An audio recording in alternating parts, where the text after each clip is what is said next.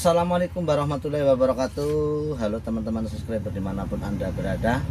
Pada kesempatan kali ini kita masih bersama Suzuki Carry 10 atau sering dikenal dengan Suzuki Carry 1000. Pada kesempatan kali ini kita akan berbagi informasi, berbagi pengalaman tentang masalah klasik yang sering dihadapi pada mobil Suzuki Carry. Menurut pendapat saya, menurut pengalaman saya, ada 13 masalah umum yang sering terjadi pada mobil Suzuki Carry 10. Oke bro, seperti biasa jangan lupa kasih like pada akhir videonya. Dan buat teman-teman yang belum subscribe, kita tunggu subscribe-nya. Jangan lupa ketuk tanda loncengnya, sehingga nanti teman-teman akan mendapatkan informasi pada saat kita mengunggah video yang baru. Jangan lupa di-share ke teman-teman yang lain, biar teman-teman yang lain ikut mendapatkan informasi videonya. 13 masalah umum yang terjadi pada Suzuki Carry 10 menurut pengalaman saya. Yang pertama adalah mobil susah hidup pada saat pagi hari. Kemudian yang kedua, mobil susah hidup pada saat mesin panas. Kemudian yang ketiga, suara kresek-kresek atau cekrek-cekrek namun pada saat pedal kopling diinjak bunyi kasarnya hilang. Kemudian yang keempat, mesin meraung-raung atau tidak bertenaga saat ditanjakan. Kemudian yang kelima, mobil tersendat-sendat atau berebet saat jalan. Kemudian yang keenam, mesin terasa panas di kaki, temperatur naik. Yang ketujuh, suara geluduk-geluduk atau suara kasar pada bawahan atau pada kaki rodanya. Kemudian yang kedelapan, sepeling setir terlalu lebar atau jarak bebas setirnya tidak sama.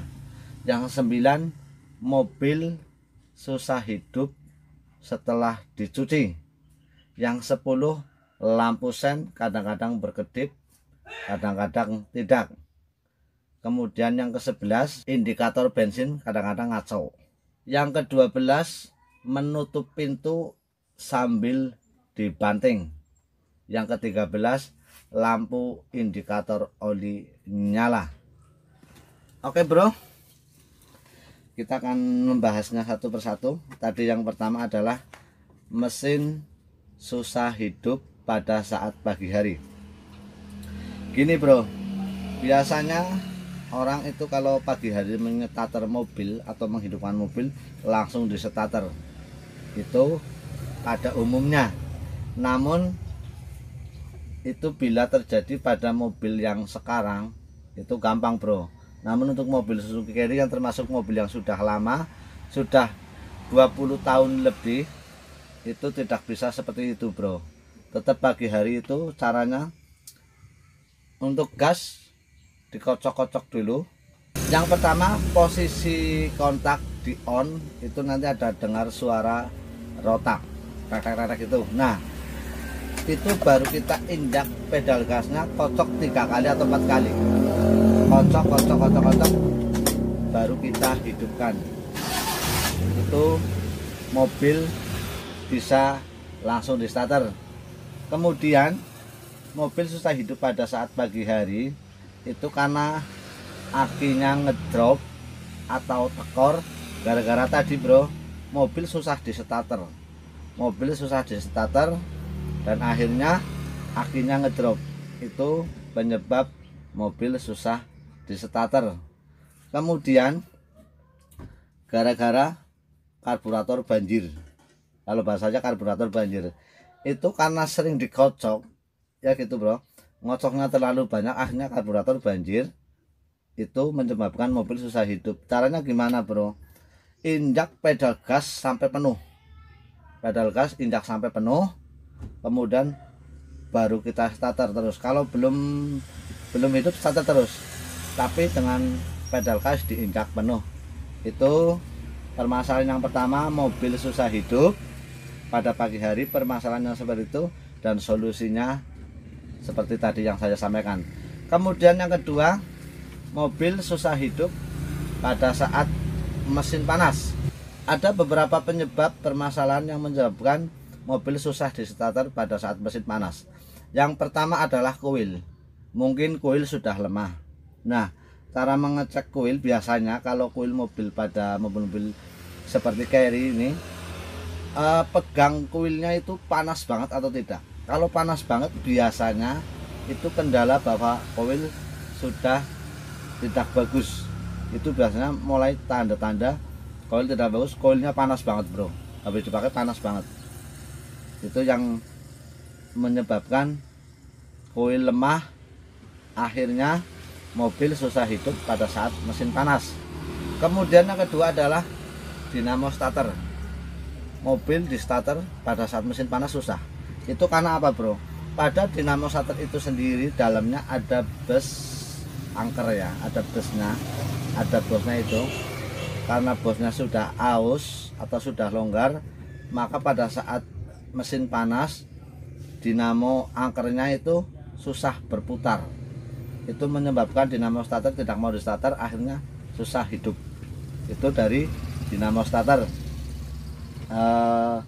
Masalah arang apa lahar itu juga bisa berpengaruh pada dinamo starternya. Kemudian bisa timbul dari busi yang kotor atau hitam, itu juga bisa pengaruh mesin panas susah hidup. Kemudian aki kendor atau terminal akinya kendor. Nah, itu permasalahan yang kedua, mesin susah hidup pada saat mesin panas.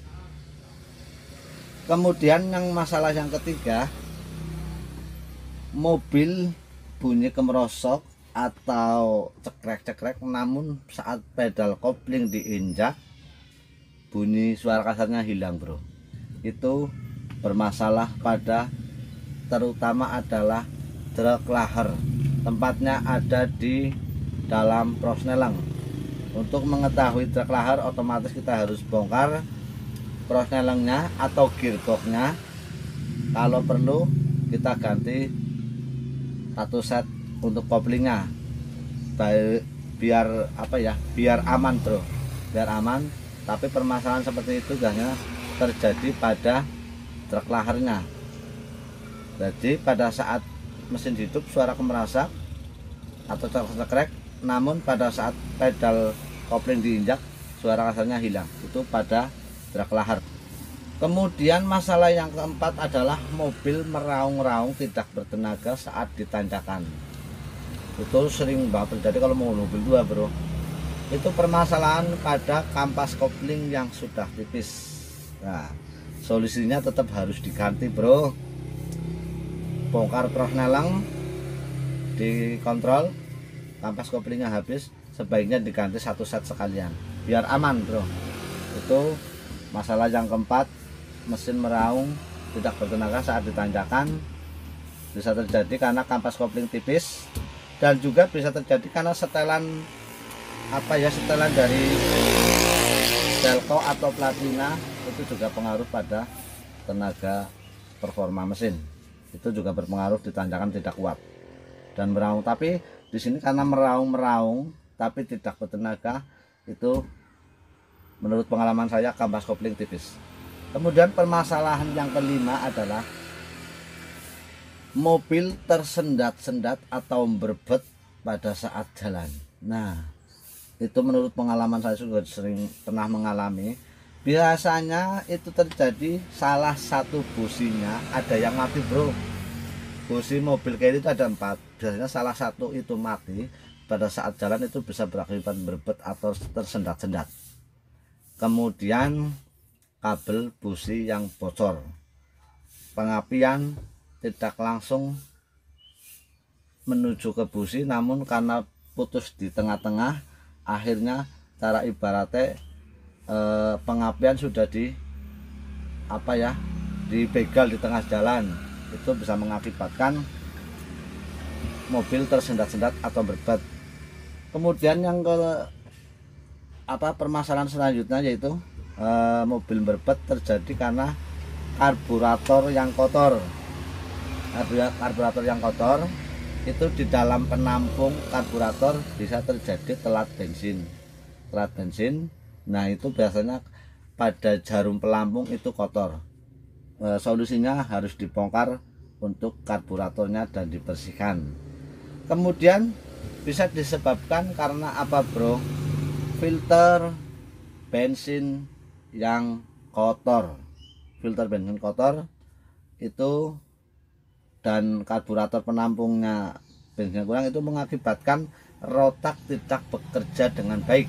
Maksudnya kadang-kadang nyedot, kadang-kadang tidak, karena ketelatan bensin akhirnya menjadikan mesin berbet. Itu permasalahan yang kelima.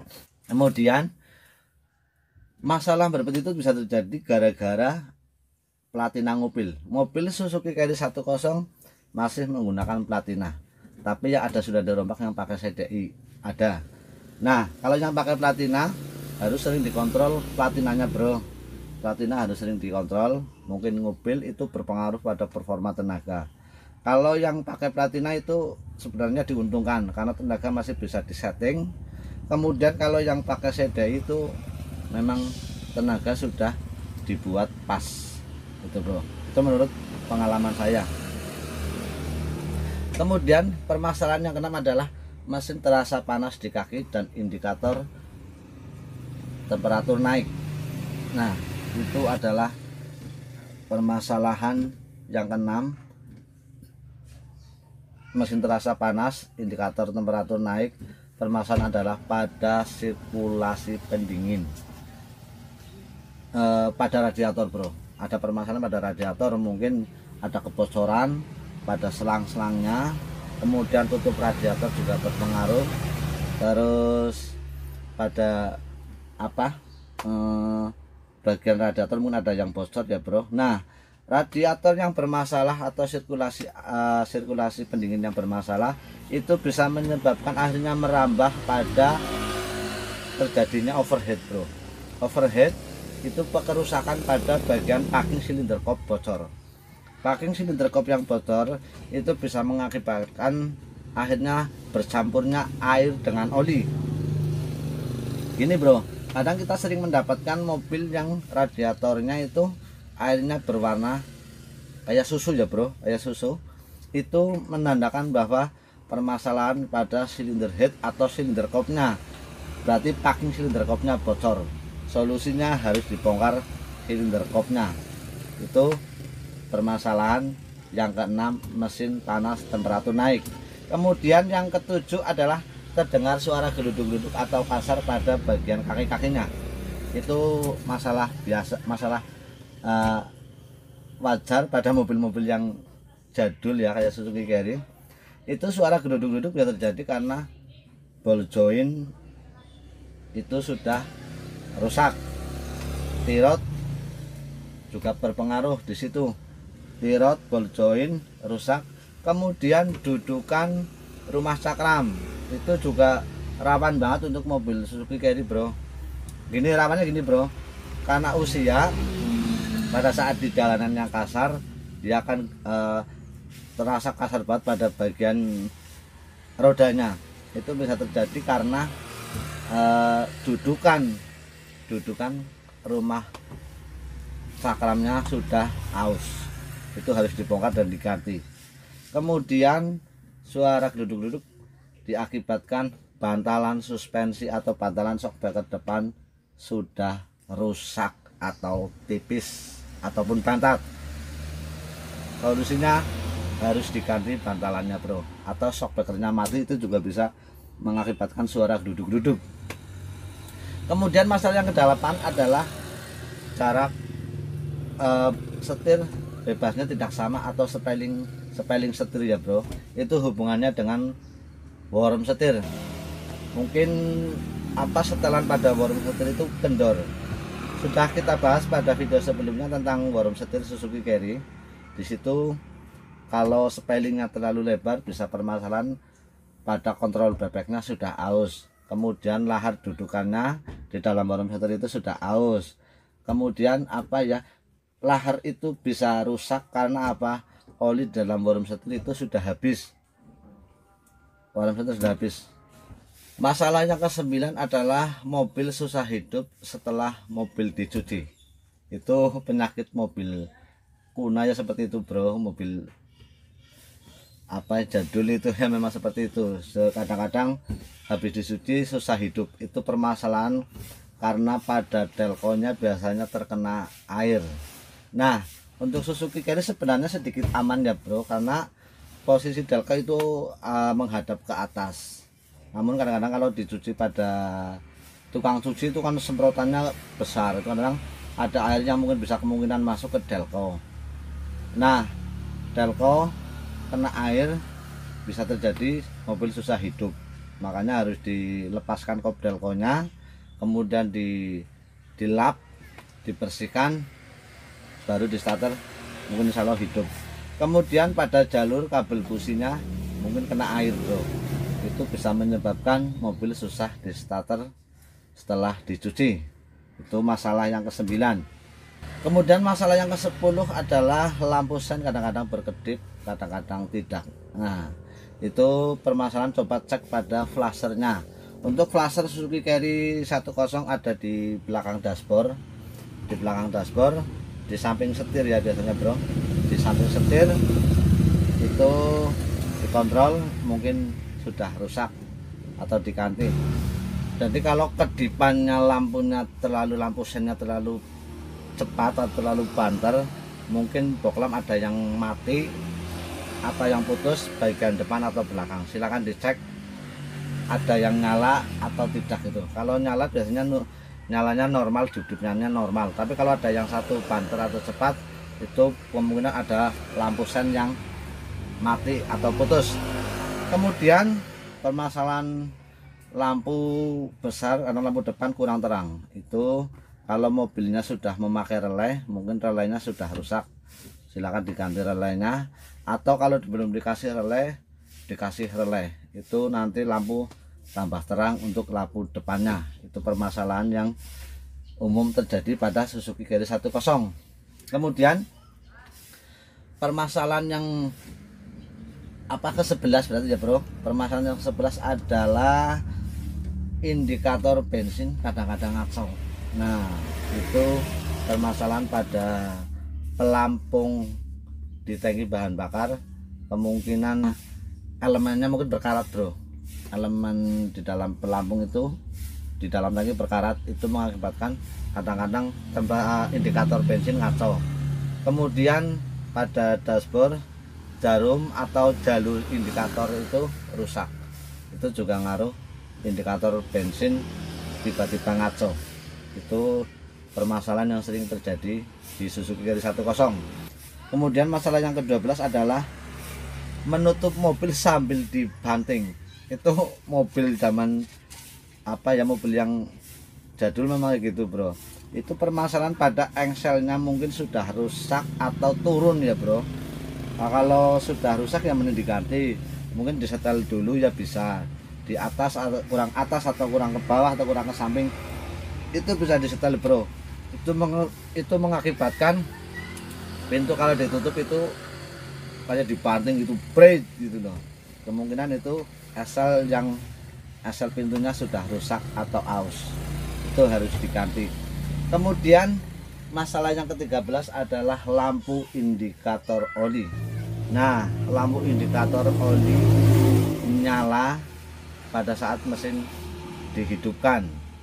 Pada saat mesin hidup, indikator lampu olinya nyala. Itu permasalahan bisa gini bro, kemungkinan oli mesin kurang. Coba dicek apakah olinya kurang atau tidak. Untuk Suzuki Carry untuk normalnya itu kalau biasanya saya itu kalau kalau cuman ganti oli itu sekitar 3/4 lah, 3/4. Sebenarnya 3 liter juga nggak masalah, 3 liter atau 3 liter seperempat nggak masalah. Kalau ganti filter sekalian itu bisa 3,5 liter. Itu untuk banyaknya oli kapasitas pada Suzuki Carry 10. Kemudian permasalahan pada untuk indikator lampu oli nyala itu bisa karena filter olinya kotor bro.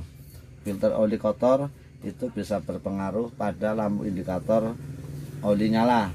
Kemudian yang paling parah adalah pompa oli rusak. Dalam Pekerjaannya pompa ali sudah tidak maksimal, itu menyebabkan lampu indikator oli menyala. Oke bro, itulah menurut pengalaman saya 13 permasalahan yang sering terjadi pada mobil Suzuki Carry 10.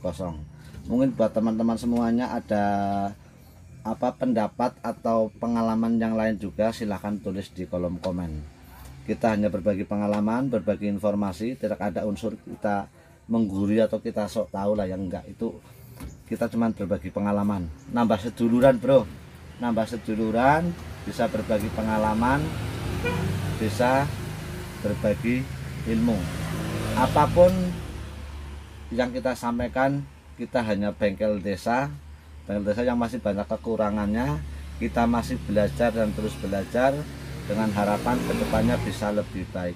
Semoga ini bisa bermanfaat bagi teman-teman semuanya, bisa menjadi pada saat mengalami kejadian yang saya sampaikan bisa mengatasinya. Kalau tidak bisa mengatasinya atau belum mahir, silakan ditangani kepada yang ahlinya atau bengkel yang biasa menangani. Begitu bro, kekurangan dan kelebihannya mohon maaf yang sebesar-besarnya. Sekali lagi, kita hanyalah bengkel desa yang masih kurang pengalaman dan masih butuh banyak belajar. Terima kasih buat teman-teman semuanya. Jangan lupa kasih like pada akhir videonya. Terima kasih. Wassalamualaikum warahmatullahi wabarakatuh.